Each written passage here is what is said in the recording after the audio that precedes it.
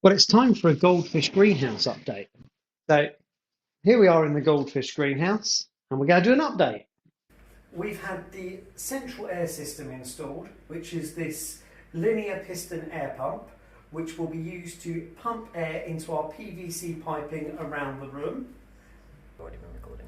On all of the PVC pipes has been these little taps installed, which will allow us to attach an air line and run it all the way down inside the tanks and run sponge filters or air stones.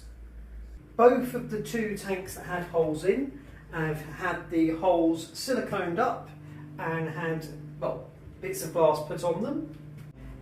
This one has still got the clamp and the bits of wood on, so we're going to take the clamp off and hopefully it won't fall apart. So, wish me luck. Oh, it's like it did at me. Okay, take that clamp off. Over there.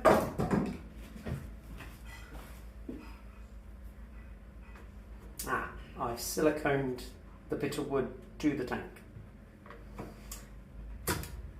That's okay. Looks pretty good. We need to do at least another layer on this tank of paint because there's still a little bit of light coming through, which shouldn't be too bad once the tank is rotated. That's something else we're going to need to do. We need to get my dad and my brother, when they're back off holiday, to pick this tank round, rotate it, line it up with the mat. Well, it doesn't need too much lining up because it's bigger, the mats are bigger than it. And then this tank will be ready to go. And I'm planning on putting the fish that we've bred this year in this tank, preferably by the end of this month. That is my aim. It probably won't happen, but it is my aim.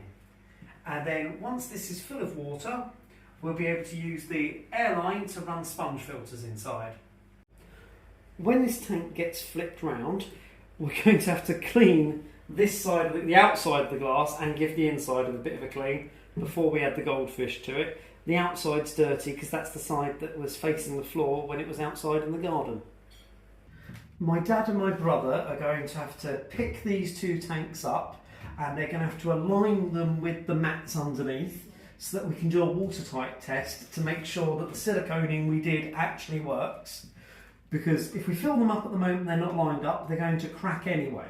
They've got to be lined up first. Once they're watertight tested and confirm they're watertight, the backs of them are going to have to be painted. Now this isn't the back, this is the back, which you can tell by these little cutouts which are on both sets of tanks, which is where I'm going to be running the airline.